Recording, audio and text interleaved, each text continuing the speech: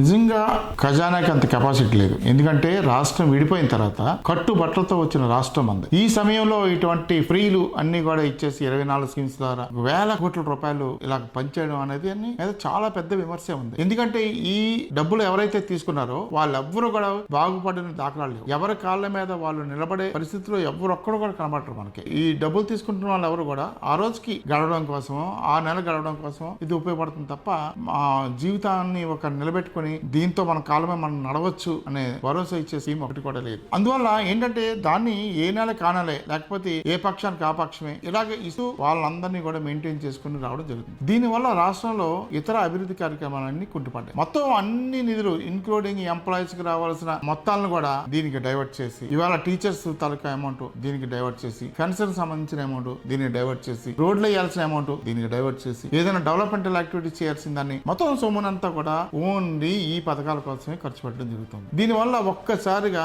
జగన్ ఈ పేదవాళ్ళకి సహాయం చేయడం, లేకపోతే డౌన్ టౌన్ పీపుల్ కి సహాయం చేయడం అనే దాని మీద ఎంత మంచి పేరు సంపాదించుకున్నారో ఈ డెవలప్మెంటల్ యాక్టివిటీస్ కి సంబంధించి అంత చెడ్డ పేరు తెచ్చుకున్నారు. ఎందుకంటే ఇంతవరకు కూడా ఆంధ్రప్రదేశ్ లో ఇంత డెవలప్మెంట్ కూలిపోయిన రాష్ట్రం, వెనకబడిపోయిన పరిస్థితి ఇంతవరకు రాలేదు. అటువంటి పరిస్థితి ఇవాళ వచ్చింది. ప్రతి గవర్నమెంట్ ఆఫీస్ ని తాకట్టు పెట్టేశారు, సెక్రటేరియట్ ని తాకట్టు పెట్టేశారు, విశాఖపట్నం కలెక్టరేట్ ని తాకట్టు పెట్టేశారు, విశాఖపట్నంలో చాలా ప్రభుత్వ కార్యాలయాలు తాకట్టు పెట్టేశారు.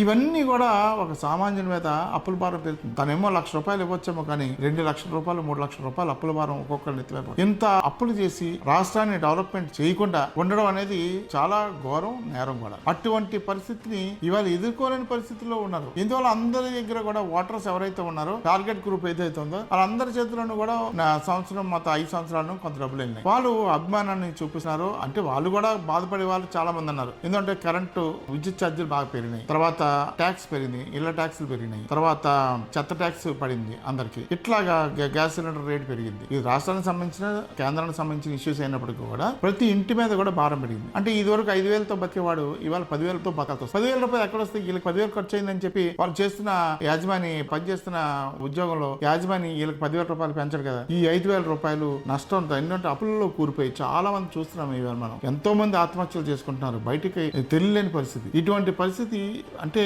ప్రభుత్వంలో ఉండే పాలసీల వల్ల ప్రజలు ఏ విధంగా సఫర్ అవుతున్నారు అనేది మనకి క్లియర్ గా అర్థమవుతుంది. గ్రౌండ్ లెవెల్కి వెళ్తే ఆ రియాలిటీస్ ని చూసుకొని ఎప్పటికప్పుడు పనిచేయాల్సిన అవసరం. కానీ ఇష్టారాజ్యంగా అంటే మనం టార్గెట్ గ్రూప్ నెక్స్ట్ ఎలక్షన్ లో గెలవాలి, అదే ప్రాతిపదిక. అభివృద్ధిని చేసినా సరే గెలిపిస్తారు జనాలు, కానీ ఆ అభివృద్ధిని పక్కన పెట్టేసి ఇండివిజువల్ సాటిస్ఫాక్షన్ అంటే ఇదివరకు మనకి ఎలక్షన్ లో నిలబడాలంటే మన జేబులో డబ్బులు తీసి ఖర్చు పెట్టాల్సిన పరిస్థితి. ఇవాళ దానికి కొత్త భాషను చెప్పారు. దానికి ప్రభుత్వ సొమ్ముతోటే ఓటర్లు మేనేజ్ చేయొచ్చు అనేదే ఈ 24 స్కీమ్స్ ఉద్దేశం. ప్రభుత్వ సొమ్ము ఎవరితో సొమ్ము కాదు, ఇది ప్రభుత్వ సొమ్ముతో ఓటర్ని కొనడం ఎలాగా అనేది మనకి ఇప్పుడు నేర్పారు. ఇది కనుక సక్సెస్ అయితే ఆంధ్రప్రదేశ్ లో ఇదే పాలసీని దేశం అంతా ఇంప్లిమెంట్ చేసే ప్రమాదం ఉంది. ఈ దేశమే మొత్తం అభివృద్ధి కుంటుపడిపోయి ప్రజలు చాలా అల్లాడిపోయే పరిస్థితి, ఆ ప్రమాదం కూడా కళ్ళ ముందు కనిపిస్తుంది మనకి.